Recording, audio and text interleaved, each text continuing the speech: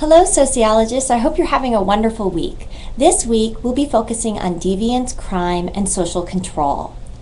There is a very short PowerPoint slideshow that goes with this brief video. In the first slide of the PowerPoint, I've just taken the definition out from your textbook of deviance. And so deviance is behavior of which others disapprove of to such an extent that they believe something significant ought to be done about it. What's important about this definition is to keep in mind it's not the act that's important, it's the audience. It's the audience that's defining this particular act as deviant.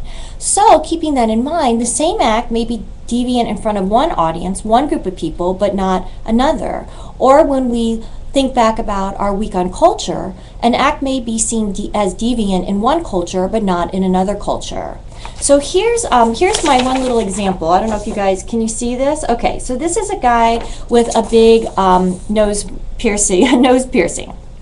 So while his parents or his spouse may be mortified that he has a huge nose ring, it doesn't violate in the United States, any of our major norms to such an extent that people would say he has to be thrown into jail, for example. What he is, this is an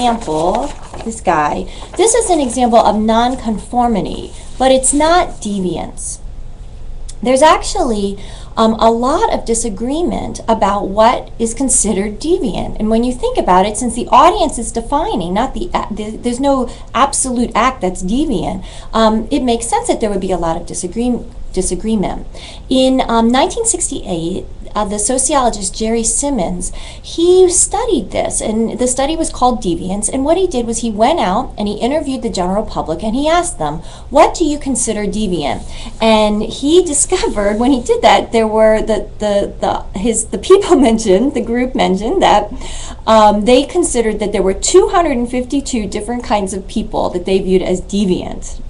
And I'll list off just a few from the list. These include homosexuals, prostitutes, alcoholics, drug addicts, murderers, the mentally ill, communists, atheists, liars, Democrats, reckless drivers, self-pitiers, the retired, career women, divorcees, Christians, suburbanites, movie stars, perpetual bridge players, prudes, pacifists, psychiatrists, priests, liberals, conservatives, junior executives, girls who wear makeup, smart aleck students, and know-it-all professors. Similarly, there is also a lack of consensus among sociologists about how we define deviant behavior and how best to study deviance. On page 130 of your textbook, there's a chart that describes 5 theories of deviance. And I do want to mention there are even more sociological theories of deviance. Again, this is because, as I mentioned before, there is disagreement about how best to define deviant behavior and how best to study it. One of the assignments that you have in this week is to pick just one of those theories, and you're going to apply that theory in discussing a case. And this is a case of Bob and Mary Smith. And there is some deviant behavior that is occurring in the family of Bob and Mary, and you'll be analyzing the deviant behavior from the perspective of the theory that you take.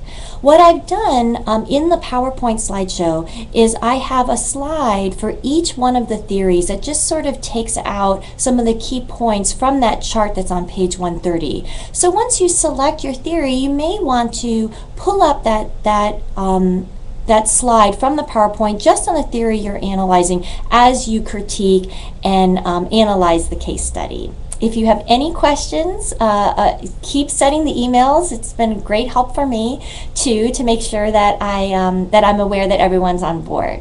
Have a great week. Take care.